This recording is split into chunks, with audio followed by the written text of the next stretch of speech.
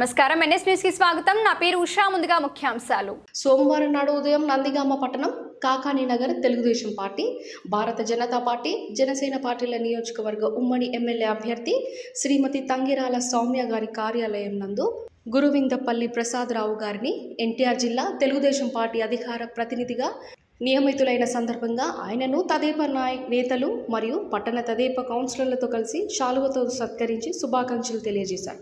Telugu Desam party, Janasena మరియు BJP పార్టీల నందిగామ నియోజకవర్గ ఉమ్మడి అభ్యర్థి శ్రీమతి తంగిరాల సౌమ్య గారు.